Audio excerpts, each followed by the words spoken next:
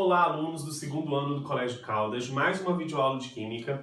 Nessa videoaula de revisão, como uma forma de revisão, eu pensei em corrigir 10 questões sobre os temas dos capítulos de 1 a 8, tanto da Química 1 quanto da Química 2, que vão nortear o estudo de vocês para a prova. Então preste atenção que a ordem dos temas dessas questões vão ser parecidas, tá? Com a ordem da prova. Então fica ligado aí, preste atenção nas resoluções, tirem suas dúvidas pelo WhatsApp assim que vocês verem as questões. Tentem refazer essas questões, pois eu vou estar enviando as imagens para os grupos de WhatsApp, tá bom? E a primeira questão que vai aparecer no seu vídeo diz o seguinte: o soro caseiro consiste em uma solução aquosa de cloreto de sódio, 3,5 grama por litro, e de sacarose, 11 grama por litro.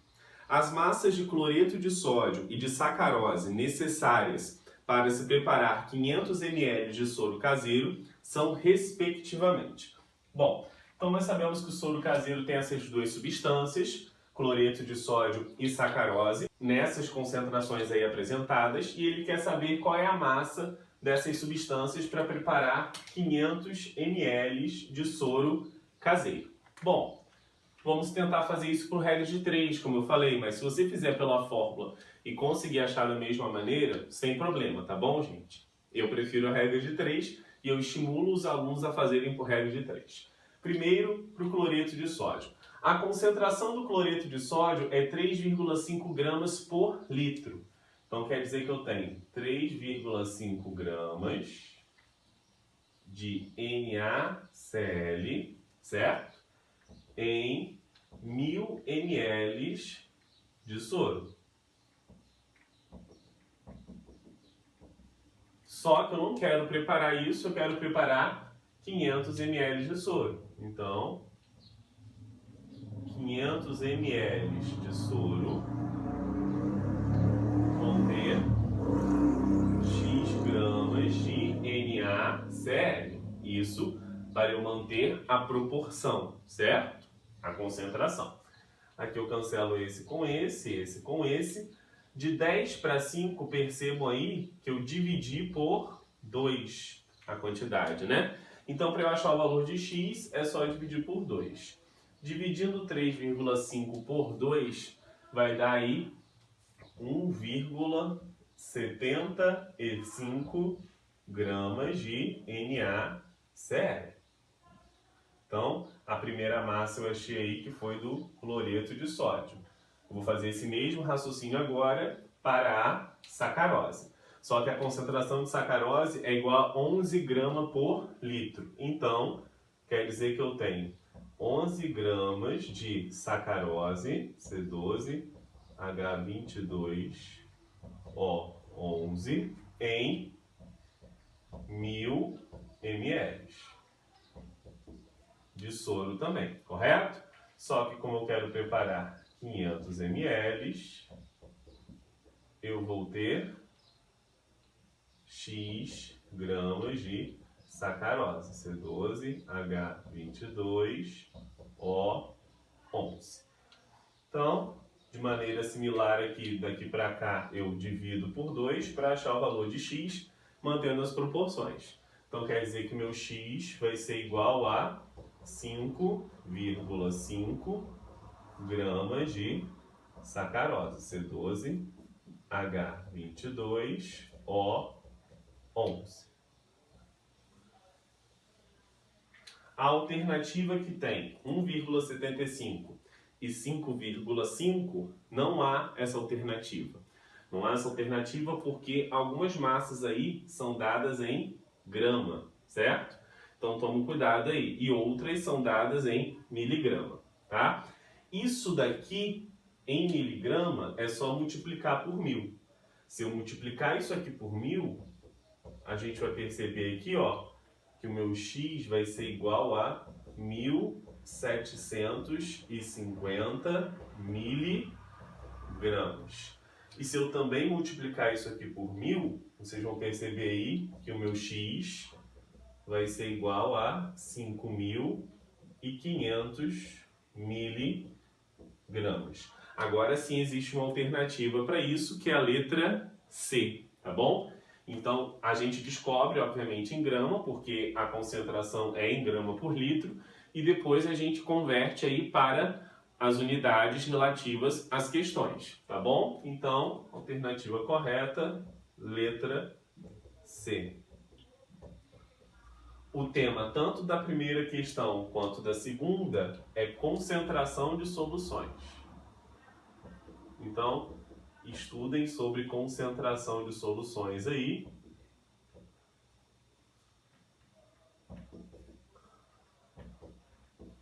Esse é um assunto que vai estar caindo bastante.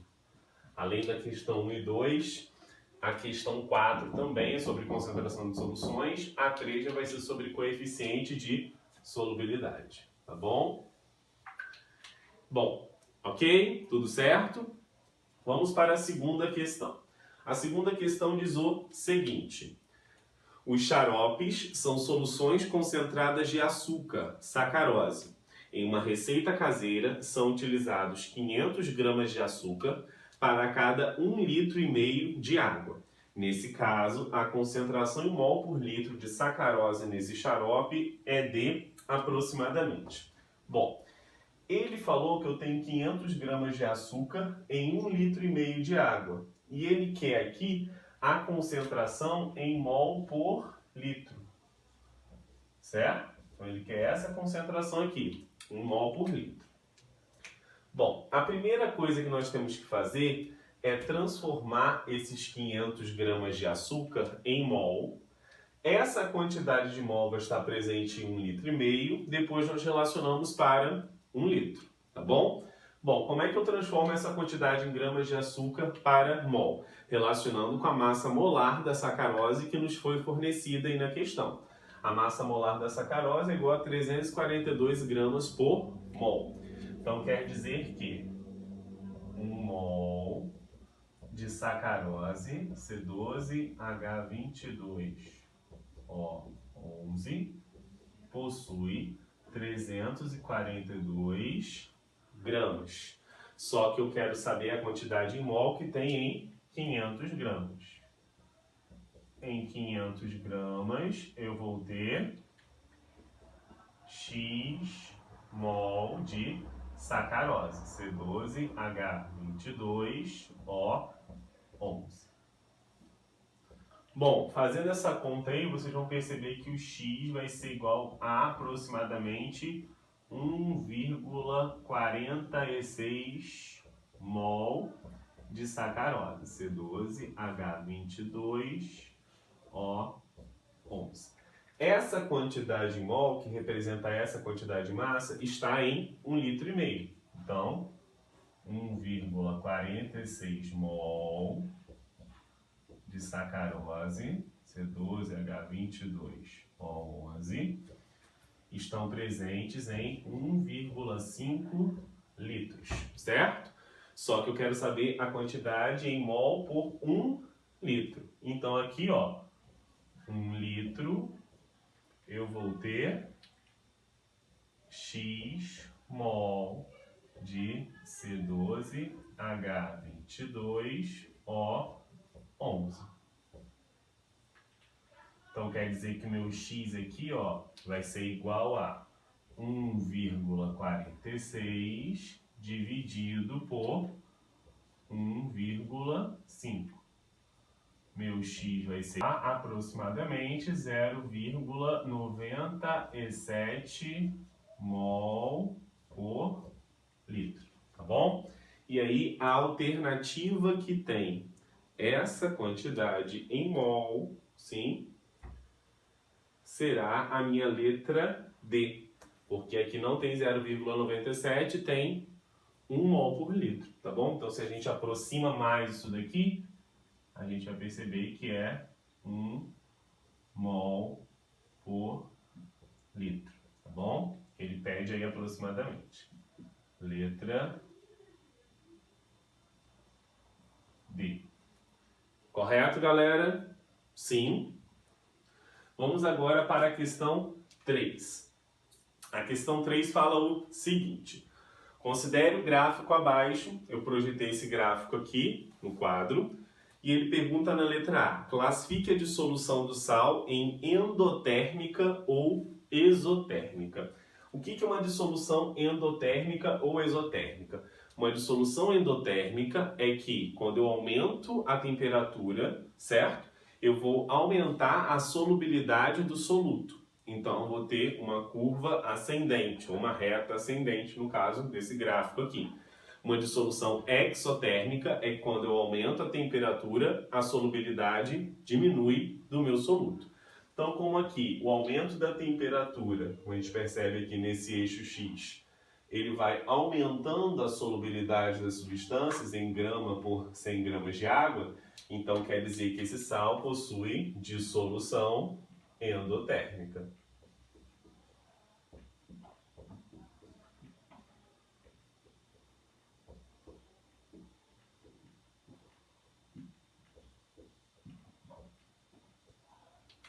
Correto, galera? Sim? Vamos para a letra B. Qual é a massa de cloreto de amônio necessária para preparar 320 gramas de uma solução aquosa saturada desta substância a 80 graus Celsius? Eu quero preparar 320 gramas de uma solução aquosa saturada a 80 graus Celsius. Essa massa aqui, os 320 gramas, refere-se tanto à massa do soluto quanto à massa do solvente. Então, tomem cuidado com este detalhe. A temperatura é 80 graus Celsius. A 80 graus Celsius, nós percebemos aqui, ó, que a solubilidade é igual a 60 gramas do cloreto de amônio em 100 gramas de água, tá bom? Então, quer dizer que eu tenho 60 gramas de NH4Cl presentes em 100 gramas de água. Só que, como eu relaciono a massa do cloreto de amônio com a massa da solução, na hora de relacionar aqui, eu também tenho que relacionar com a massa da solução. Então, serão os 60 gramas do soluto mais os 100 gramas de água. Então, a massa da solução é igual a 160 gramas de solução. Sim? 60 gramas do soluto mais os 100 gramas de água. Só que eu quero saber a massa de cloreto de amônio, então X gramas de NH4Cl, necessário para preparar 320 gramas de solução. Sim? Essa é a minha dúvida. Daqui para cá, vocês podem perceber aí, eu multipliquei por 2. Então, para achar o meu x, é só multiplicar por 2 também. E o meu x vai ser igual a 120 gramas de NH4Cl. Tomem muito cuidado com esse tipo de questão, que envolve coeficiente de solubilidade, porque ele pode relacionar a massa do soluto apenas com o solvente, ou ele pode relacionar a massa do soluto com a solução como um todo. Bom, o tema dessa questão 3 é coeficiente de solubilidade. Então, estudem um pouco sobre gráficos, tá? E cálculos envolvendo esse assunto, coeficiente de solubilidade. A 4 também vai ser sobre concentração de soluções. Então, nessa videoaula aí, nesse primeiro quadro, eu só fiz esses dois temas. A questão 4 fala o seguinte: o soro fisiológico é uma solução aquosa de 0,9% mV de cloreto de sódio. Um laboratorista preparou uma solução contendo 3,6 gramas de cloreto de sódio em 20 ml de água. Qual o volume de água apropriado, será necessário para adicionar para a concentração ficar correspondente à do soro fisiológico? A concentração do soro fisiológico é igual a 0,9% mV. O que essa concentração nos diz? Não é 0,9%. Isso aqui quer dizer que eu tenho 0,9 gramas de NaCl presentes em 100 ml. correto? Só que ele quer saber qual volume de água eu tenho que adicionar para ajustar a concentração. Ele falou que eu tenho que 3,6 gramas de NaCl. Se eu tiver 3,6 gramas de NaCl, qual será a quantidade de água aqui que eu vou ter que ter? X ml, certo? Para que eu consiga pegar e manter essa proporção da concentração. Sim? Multiplica meios por extremos.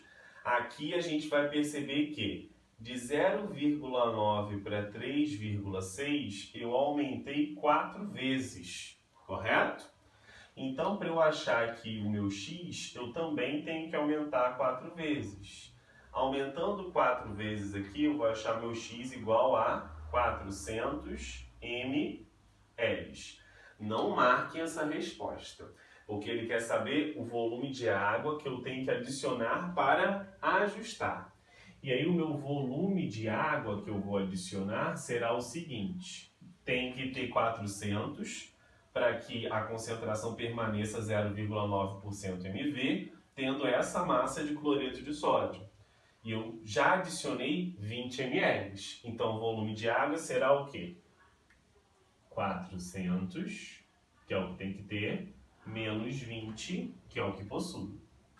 Então, meu volume de água vai ser igual a 380 ml. 380 ml aí, se vocês forem perceber, é a letra C. Então, letra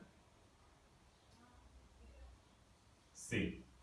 Correto? Sim. Bom, vamos resolver a questão 5 agora. A questão 5 diz o seguinte: na preparação de 750 ml de uma solução aquosa de ácido sulfúrico de concentração igual a 3 mol por litro, a partir de uma solução estoque de concentração igual a 18 mol por litro, é necessário utilizar um volume de solução estoque expresso em ml igual a. Nesse caso aí, nós temos um exemplo de uma diluição. Diluição nós sabemos que é a adição de água a uma solução concentrada, chamada aí de estoque, que tem elevada concentração, de modo a diminuir a concentração desta solução. A fórmula química de diluição nós sabemos bem, né? É concentração inicial vezes o volume inicial, concentração final vezes o volume final. Bom, ele quer saber qual o volume da solução estoque. O volume da solução estoque é o volume concentrado, é o volume inicial, antes da adição. Então, o que eu quero saber aqui é o meu VI.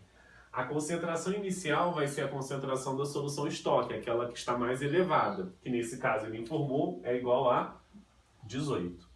Então, a minha concentração inicial aqui é 18, volume inicial que eu quero descobrir, concentração final, eu quero preparar uma solução 3 mol por litro, e o volume final será igual a 750, certo? Então aqui vai ser 18 VI igual a 750 vezes 3. Será igual a 2.250. Então vou passar esses 18 para lá dividindo. 125 ml. Ok? Então a alternativa aí que tem 125 ml seria a minha letra B.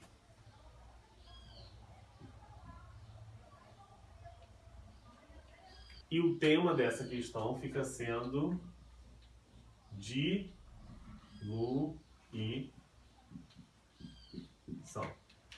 Correto? Sim, gente? Vamos à questão 6 agora. A questão 6 diz o seguinte: o hidróxido de alumínio, AlOH3, é utilizado para combater a acidez estomacal. Para neutralizar o ácido clorídrico contido em 200 ml de suco gástrico na concentração 0,1 mol por litro, é necessário uma massa em gramas do referido ácido igual a. e ele dá um dado aí que a massa molar do hidróxido de alumínio é igual a 78 gramas por mol. Olha só, gente. Esse ácido que está presente no suco gástrico, ele está com essa concentração, 0,1 mol por litro, e eu tenho 200 ml. Essa substância, o hidróxido de alumínio, é a substância presente no antiácido, certo? Bom, a primeira coisa que nós temos que pensar aqui é que quando eu tenho 1 mol do hidróxido de alumínio, eu reajo com 3 mols do ácido, tá bom? Primeiro eu vou calcular a quantidade em mol do ácido que está presente nos meus 200 ml, porque eu não quero neutralizar o que está presente em 1 litro, senão seria 0,1. Eu quero neutralizar o que está presente nos 200 ml. Então aqui o meu primeiro passo seria calcular a quantidade de mol dos 200. Então eu sei que 0,1 mol de HCl estão presentes em 1000 ml. Só que eu não tenho 1000, eu tenho apenas 200 ml. Em 200 ml eu vou ter X mol de HCl. Então aqui eu cancelo. 0,1 vezes 2 vai dar 0,2. 0,2 dividido por 10 vai dar 0,02. Então, meu X aqui, 0,02 mol de HCl. Bom, a minha segunda etapa vai ser o seguinte. Vai ser descobrir a quantidade em mol de AlOH3 que reage com essa quantidade em mol de HCl. E como é que eu descubro isso? Pela proporção que eu destaquei no início. Para cada 1 mol de AlOH3, eu reajo com 3 mol de HCl, certo? Só que eu quero saber a quantidade em mol de AlOH3 que reage com 0,02 mol de HCl. Correto, gente? Sim. Então multiplica aqui, meios por extremo. Quer dizer que meu x vai ser igual a 0,0067 aproximadamente mol de AlOH3. Ainda não é isso que ele quer. Então vamos na nossa terceira etapa. Qual é a terceira etapa? Ele quer a massa em gramas. E ele disse aqui para mim que a massa molar do hidróxido de alumínio, ele falou isso na questão, é igual a 78 gramas por mol. Ele já deu essa massa molar prontinha. Olha que bom, né? Se ele não desse, nós teríamos que calcular essa massa molar pela consulta da tabela periódica, respeitando a quantidade de átomos de cada elemento, tá bom? Então, quer dizer que quando eu tenho 1 mol de AlOH3, eu tenho 78 gramas. Só que eu não tenho 1 mol, eu tenho 0,0067 mol de AlOH3, que vai reagir para produzir, na verdade, X gramas. Aproximadamente 0,52 gramas de AlOH3, que está presente aí no meu antiácido. Então, a resposta seria a minha letra B.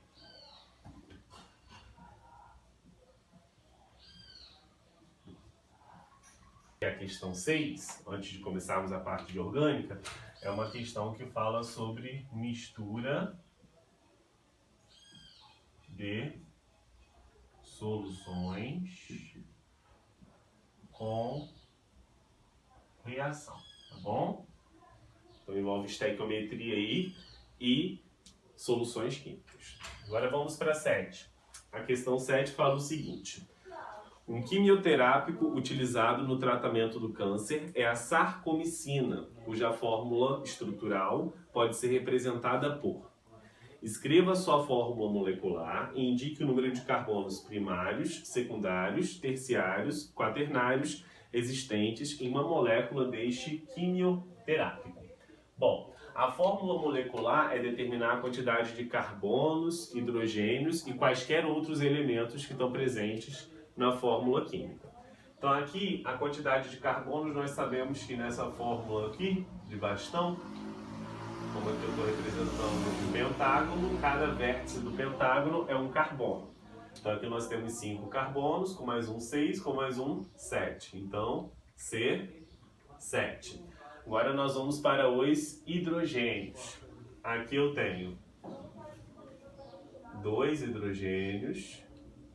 Aqui mais 2 hidrogênios. Aqui, como esse carbono já fez 3 ligações, um hidrogênio. Aqui ele já fez as 4, 1, 2, 3, 4. Aqui 1, 2, 3, 4, já fez todas as ligações. E aqui eu tenho hidrogênio. Então vamos contar os hidrogênios. Aqui 1, 2, 3, 4, 5, 6, 7, 8. Então C7, deixa eu botar aqui um pouco mais para cá, fica mais bonitinho. C7, H8. Agora oxigênios, eu tenho 1, 2, 3. O3. Então contando de novo, 5, 6, 7. Carbonos, ok. Hidrogênios, 1, 2, 3, 4, 5, 6, 7, 8. O3, 1, 2, 3. Essa é a nossa fórmula molecular, é a primeira parte da questão. Agora ele pede o número de carbonos primários, secundários, terciários e quaternários. Olha só. Primário é aquele carbono que só está ligado a apenas um outro carbono, secundário ligado a 2, terciário ligado a 3, quaternário igual a 4. Se o carbono não estiver ligado a nenhum outro carbono, ele também é considerado primário. Então primário é um ou nenhum. Tá? Nesse caso aqui, este carbono está ligado a outros 2, então ele é secundário. Aqui também, secundário. Aqui, terciário. Aqui está ligado a só um, primário. Aqui, terciário, está ligado a 1, 2, 3. Aqui, primário. E aqui, secundário. Então, carbonos primários, nós temos 2. Secundários, nós temos 1, 2, 3. Terciários, nós temos 2. Então, já somou os meus 7 aqui, certo? Quaternário, nem. Ok? Sim, galera? Bom, vamos então agora à nossa próxima questão, que é a questão 8. A questão 8 fala o seguinte. Considere as seguintes substâncias e as suas fórmulas estruturais.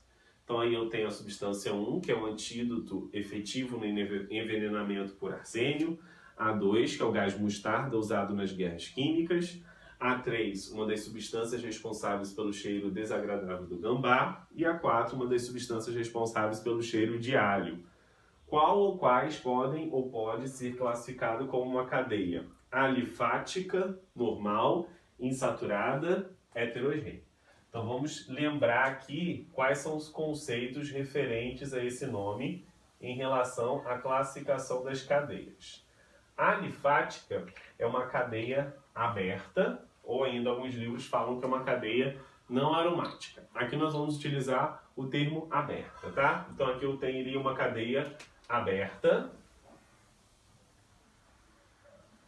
Uma cadeia normal é que possui apenas carbonos primário e secundário.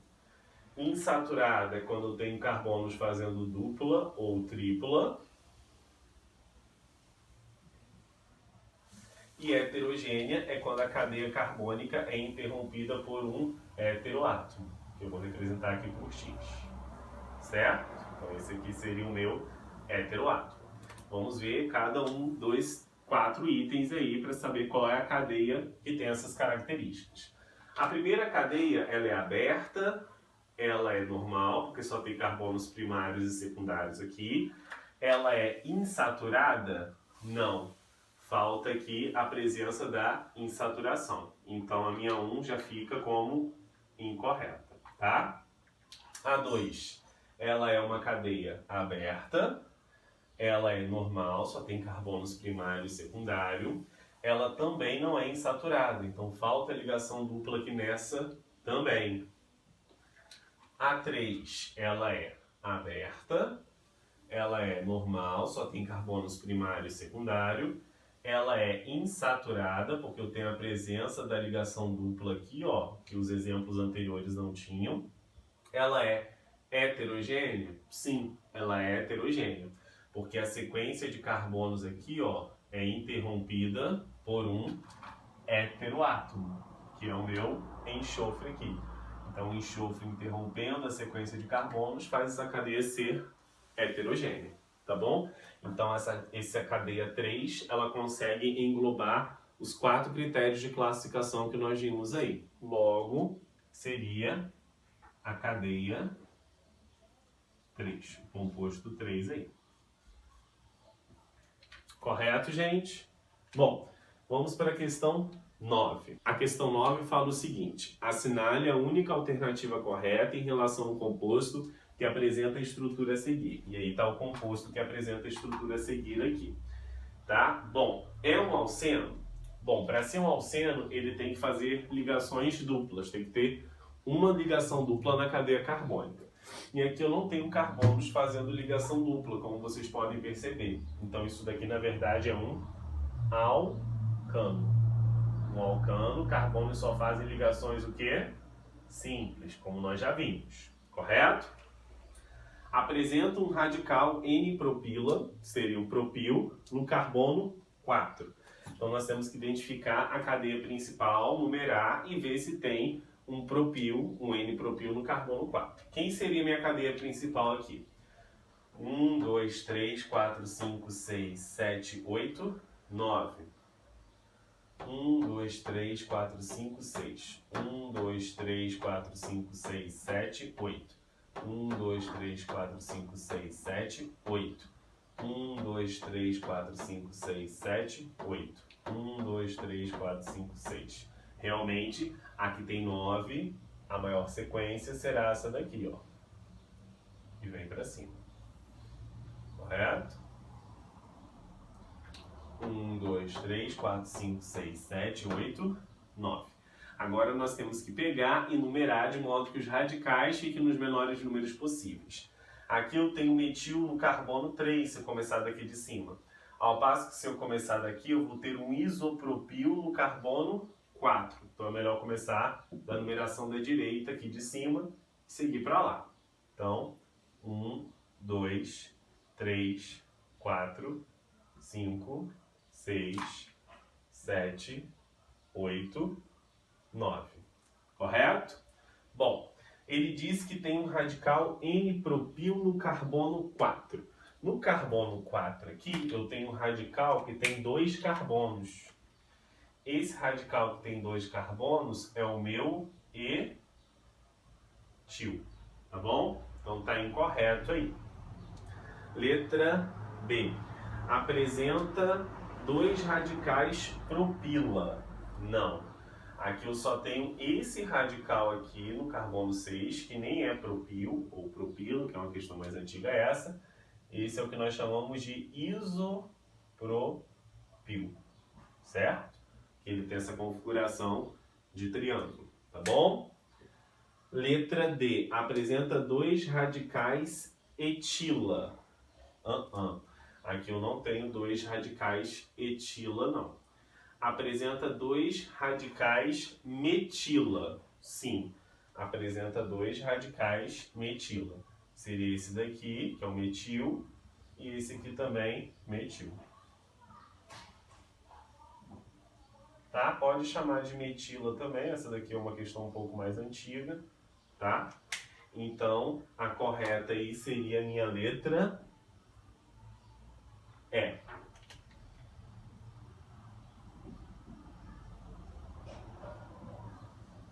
Correto, gente? Bom, vamos corrigir agora a nossa última questão, que é a questão 10. Dê o nome sistemático das substâncias, né? Então aqui nós temos hidrocarbonetos, compostos formados apenas por carbono e hidrogênio. Nós temos que identificar a cadeia principal, os radicais e seguir aquelas regras de nomenclatura que nós vimos na videoaula. Aqui nós temos um alcano, então nós sabemos que o infixo vai ser AN, ligações simples entre carbonos. A cadeia principal aqui no caso vai ser a linear, né? Percebam comigo, ó. 1, 2, 3, 4, 5, 6, 7, 8, 9. 1, 2, 3, 4, 5, 6, 7, 8. 1, 2, 3, 4, 5, 6. Então, a que tem maior número de carbonos é essa, será a minha principal. Agora eu vou numerar de modo que os radicais fiquem nos menores números possíveis. Como aqui eu tenho uma ramificação mais próxima dessa extremidade do que desta, eu vou começar da direita. 1, 2, 3, 4, 5, 6, 7, 8, 9. Nesse caso aqui nós temos um metil e um isopropil. Como os radicais devem vir em ordem alfabética, eu vou começar com o isopropil. Então vai ficar 6 isopropil, 2 metil no nano. Correto? Sim. Bom, vamos para a letra B. Então, letra B, nós vamos ver que a cadeia principal novamente vai ser a linear. Lembra que nem sempre é bom contar todas as extremidades, mas nesse caso aqui, realmente não há dúvida. Agora nós vamos numerar de modo que os radicais fiquem nos menores números possíveis. Se eu começar da esquerda, 1, 2, 3, 4, 5. Da direita, 1, 2, 3, 4, 5, 6. Então é melhor da esquerda. 2, 3, 4, 5, 6, 7, 8, 9, 10, 11. Correto? E aí os nomes dos radicais em ordem alfabética sempre. Então nesse caso aqui, 6 etil, 5 metil. Quando eu tenho 11 carbonos, é um DEC. Ligações simples entre esses carbonos. AN, hidrocarboneto, O. Correto? Bom, vamos para C. Na C eu tenho um composto de cadeia fechada. Nesse caso, a fechada vai ser a cadeia principal. E nós vamos citar os radicais. Lembrar de colocar aquele prefixo indicativo da cadeia fechada, ciclo. Então, fechada é a minha cadeia principal.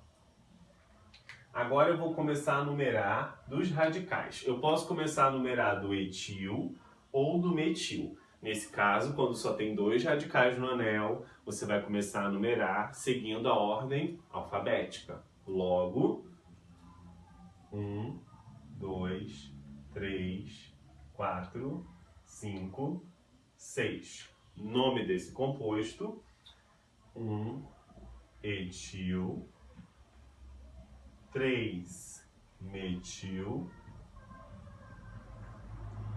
ciclohexano.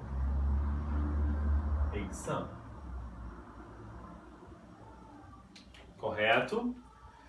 Letra D. Letra D também nós temos um composto de cadeia fechada, como vocês estão percebendo aí. Eu tenho 2 ramificações iguais, 2 metil.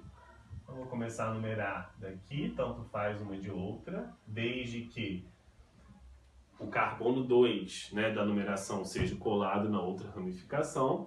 Esse nome aqui ficaria 1,2 dimetil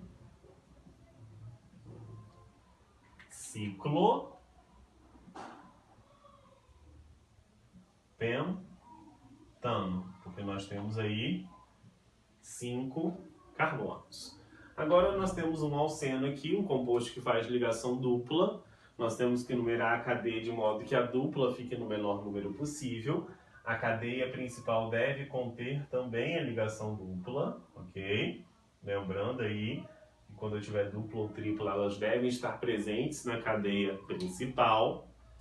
E agora nós vamos numerar de modo que a dupla fique no menor número possível. Partindo da esquerda, 1, 2, 3. Partindo da direita, 1, 2, 3. Tanto faz da esquerda ou da direita no carbono 3. Então, vamos para os radicais. 1, 2, 3 metil. 1, 2, 3 metil. Então, nesse caso, tanto faz a numeração, porque houve empate em todos os critérios de desempate.